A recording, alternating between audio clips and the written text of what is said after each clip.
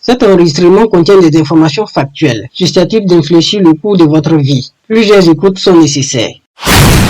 Bonjour à vous, bienvenue dans cette session de maîtrise. C'est Diomandé Ibrahim. Je vais vous parler d'un puissant ingrédient, l'ingrédient qui est à l'origine de tout succès. Sans cet ingrédient, il ne peut être question de réussite. C'est le point qui mène à la réussite. Et nul ne peut accéder à la réussite sans passer par ce point. Ne pas l'emprunter, c'est également se priver de l'épanouissement qui procure tout accomplissement. C'est vivre tout au long de sa vie dans un sentiment de mécontentement. La bonne nouvelle, c'est que vous n'aurez pas à dépenser un seul centime pour pouvoir avoir accès à cet ingrédient, car vous l'avez déjà en vous. Au besoin, n'hésitez pas à en abuser s'il le faut. Quand on y réfléchit, la nature a une attitude bienveillante envers l'être humain. Tout ce qui permet en effet de trouver sa raison d'être tire ses racines en lui-même. Dieu est vraiment bienveillant. Aujourd'hui, je vais vous parler de l'une de ces forces qui vous habitent. Je vais vous parler de la décision, votre capacité à prendre des décisions rapidement et à vous y tenir. Il n'est toujours pas évident pour l'individu moyen de réaliser qu'il a le choix. Mais je vous le dis, vous avez le choix et cela commence par vos décisions. Bien trop souvent, nous ne connaissons que l'histoire des grands hommes et femmes, leur accomplissement, les dates historiques. Nous ignorons ce qui rendit possible tout cela. Mais encore une fois de plus, je vous le dis, développer l'aptitude à prendre des décisions promptement et à s'y tenir est le secret. Cela est d'autant plus important car nous vivons dans un monde très évolutif. Il y a des gens qui disent ceci: les choses vont et reviennent. Vous devez réaliser que ce n'est pas toujours le cas. Ce n'est pas le cas pour certaines opportunités. Il y a des opportunités, lorsqu'elles passent, c'est pour de bon. Nous croyons à tort assez souvent que nous devons d'abord avoir, puis faire avant d'être. Mais ce n'est pas vrai. Vous devez être. C'est la première étape. Puis vous devez faire, c'est-à-dire poser des actions. C'est la deuxième étape. Et la dernière étape, ce sont vos possessions. Mais dites-moi, comment pouvez-vous poser des actions afin de pouvoir avoir un résultat? Si vous pensez que ce n'est pas le bon moment, si vous vous dites « je n'ai pas d'argent, je n'ai personne pour m'aider », assez souvent, ça sera ainsi. C'est pourquoi vous devez devenir plus. Vous devez développer la capacité d'agir indépendamment des circonstances extérieures. Développer une telle qualité peut vous permettre d'accomplir plus. Mais le plus important, c'est l'être que vous devenez en développant une telle qualité. Je vais le répéter car c'est si important. Développer une telle qualité peut vous permettre d'accomplir plus. Mais le plus important, c'est l'être que vous devenez en développant une telle qualité. Napoléon, il le disait ainsi: tous ceux qui réussissent ont l'habitude de prendre leurs décisions très rapidement et d'en changer difficilement. Tous ceux à qui rien ne réussit, sans exception, ont besoin de beaucoup de temps pour prendre leurs décisions et de très peu pour les modifier, ce que d'ailleurs ils ne cessent de faire. L'indécision ou la procrastination, le doute, la peur, la propension de laisser les autres décider à notre place au lieu de faire face aux situations, l'impossibilité de reconnaître et de définir clairement ce que l'on veut, l'hésitation et son lot d'alibis et d'excuses, le contentement de soi, l'indifférence, l'habitude de critiquer les erreurs des autres et d'accepter les circonstances défavorables comme étant inévitables, la hâte d'abandonner au premier signe des défaites, l'habitude de négliger l'occasion qui se présente, souhaiter au lieu de vouloir, le manque total de désir d'être, d'agir et de posséder, la peur d'être critiqué ou d'être jugé, la peur du qu'en dira-t-on. Tous ces attributs, sans exception, sont l'expression d'un être peu sûr de lui. Un être qui ne peut prendre aucune décision. Et cela ne vous apportera rien de bon. Cela ne vous apportera que frustration, médiocrité, pauvreté, déception et mécontentement. Peu importe la taille de votre idée, la justesse de vos plans, vous devez agir pour la transformer en son équivalent matériel. Sinon, elle ne restera qu'une idée. Tout part d'un désir. Et un désir, c'est l'expression d'une idée. Mais la décision est ce qui permet de lui donner vie. Il doit s'agir d'une décision ferme. Si vous écoutez présentement cet enregistrement, dans le but de réussir quoi que ce soit, c'est la seule subtilité que vous devez comprendre. Vous devez la comprendre et agir en accord avec elle. Les gens n'osent pas prendre la décision de réussir, car ils ne savent pas comment réussir. Avant qu'ils n'inventent l'ampoule électrique, Thomas Edison n'avait aucune connaissance du procédé qui permet son invention. Pas étonnant qu'il ait échoué 10 000 fois avant de réussir. Il en est ainsi pour tous les grands hommes et femmes de ce monde. Vous n'avez pas à savoir comment réussir. Vous devez juste prendre la décision de réussir. À moins que vous n'ayez déjà fait ce que vous désirez faire, vous n'aurez aucune idée de comment le faire. Celui ou celle qui désire devenir créateur de contenu, musicien, sportif, quelle que soit la discipline. Celui ou celle qui désire développer une compétence, ou occuper un rang dans un domaine ou dans un autre. Si vous désirez devenir ce grand entrepreneur que vous avez toujours rêvé d'être, c'est une vérité que vous devez comprendre. Si vous voulez comprendre tous les secrets d'un domaine, être un titan dans ce domaine, il vous faut de la pratique régulière. Et cela commence par la décision de commencer. De faire chaque jour un pas de plus dans cette direction, jusqu'à ce que vous atteigniez votre but. Maintenant, considérez ceci. La façon de faire n'importe quelle chose existe déjà. Tout est ici, dans cet univers. Quand vous prenez la décision ferme de le faire, c'est alors que vous vous connectez au côté invisible de l'objet de votre désir. Puis vous commencez à l'attirer à vous. Comment le faites-vous?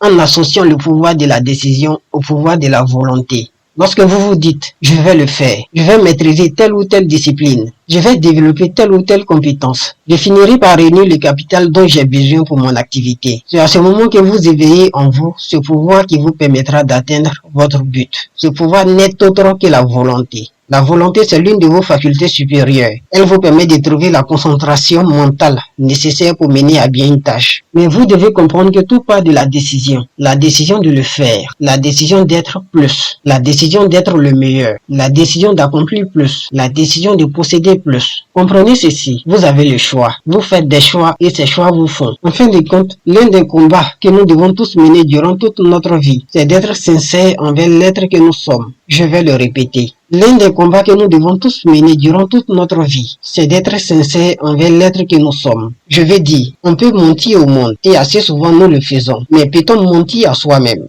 Peu importe ce que je vous dis sur l'importance des choix et de tous les innombrables avantages que cela peut vous apporter, vous ne pourrez pas l'intégrer dans votre vie, à moins que vous n'ayez une raison qui transcende tout. Vous ne pourrez le faire à moins que votre pourquoi ne transcende tout le reste. Quel est votre pourquoi? À quel point désirez-vous atteindre le but que vous vous êtes fixé? Que vous réussissiez ou non dépendra de la conviction avec laquelle vous répondrez à ces questions. Il est bien connu qu'il devient instinctif pour l'homme quand il s'agit de prendre des décisions lorsque les circonstances le contraignent. Seul notre pourquoi nous fait perdre la notion du temps et maintient notre but au centre de notre attention, de notre esprit. Plus votre pourquoi est fort, plus il en est ainsi. Dans le cas contraire, c'est juste un souhait et vous n'irez pas bien loin. Seul un fort pourquoi supprime notre conscience du passé et du futur. Ainsi, nous pouvons nous concentrer sur le présent afin de lui donner toute notre attention. Là où va l'attention, va l'énergie. Si vous voulez créer ou améliorer quelque chose, peu importe cette chose, alimentez-la quotidiennement par votre énergie.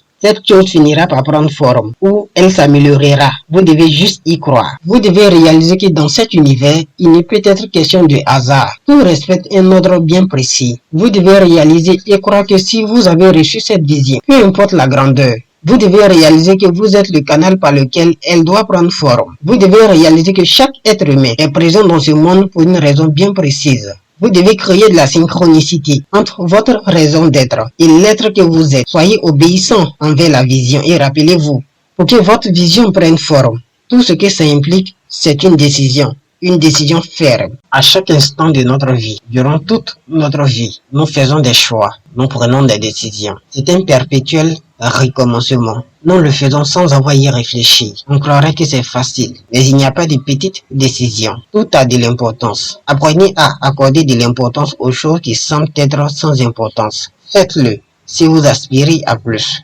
Les petites décisions s'additionnent pour créer plus d'impact dans le temps. Un choix passé, par-là, aussi petit soit-il, a de l'importance. Vous avez un rêve. Vos choix ou vos décisions vous rapprocheront, soit de ce dernier ou vous en éloigneront. L'objectif pour tout homme devrait consister à s'habituer à faire des choix, à prendre des décisions qui le rapprochent de son rêve. Il doit s'habituer à faire ses choix, à prendre ses décisions sans avoir y réfléchi. J'insiste sur le mot habitude, car c'est un exercice et il doit s'habituer à cet exercice et le maîtriser s'il veut vivre une vie significative.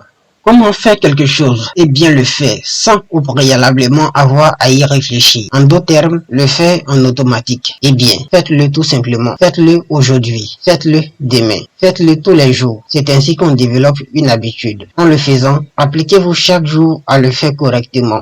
Quand vous aurez atteint un taux élevé de réussite dans l'exécution de cette chose, c'est alors que vous pourrez le faire correctement sans avoir à y réfléchir. C'est ainsi qu'on développe l'aptitude à faire de bons choix, l'aptitude à prendre de bonnes décisions. C'est également un antidote contre la peur. Il n'y a pas de petites décisions. Toutes les décisions ont de l'importance et chaque jour, nous en prenons sans avoir y réfléchi. Le but devrait être de chercher à éliminer les obstacles. Le plus souvent, ce sont des obstacles mentaux. Mais le but devrait être d'éliminer ces obstacles qui rendent difficile la prise de décision. Chaque jour, nous empruntons différents moyens de transport pour différentes destinations. Nous n'y réfléchissons pas.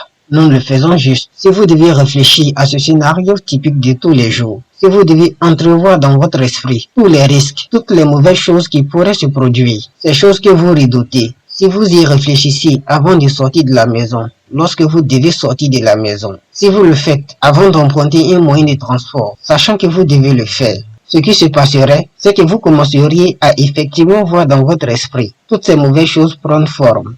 À la sortie de votre maison, vous réaliseriez que vous êtes victime de moquerie, peut-être parce que vous avez porté une chaussure qui n'est pas à la mode. Un peu devant, il y a cette voiture qui vous éclabousse. Vous avez le sentiment, un peu plus devant, qu'il y a ce monsieur qui vous regarde d'un mauvais œil, comme par hasard, à quelque part de là. Vous verriez être victime de vol. Avec un peu de chance, je dirais même que c'est un miracle. Vous arrivez à la gare. Maintenant, avant d'emprunter votre moyen de transport, vous commencez à vous dire, il pourrait tomber en panne. Je pourrais être en retard à mon rendez-vous. Pire encore, un accident pourrait se produire. Je pourrais perdre une partie de mon corps ou perdre la vie. Si vous y réfléchissiez, il y a beaucoup de raisons qui pourraient faire en sorte que vous ne sortiez pas de la maison ou que vous n'empruntiez pas ce moyen de transport. Et ce ne sont là que quelques raisons, mais suffisantes pour vous empêcher de faire ce que vous devez faire. La tragédie dans tout ça, c'est que ce sont des choses irréelles, juste le fruit de votre imagination. Ces barrières mentales constituent un obstacle majeur à la prise de décision. Elles sont subtiles, mais bien réelles et puissantes. Vous hébergez probablement plusieurs de ces barrières dans votre esprit, qui vous empêchent de prendre les décisions qui vous permettraient de faire des progrès dans votre vie, de connaître du succès.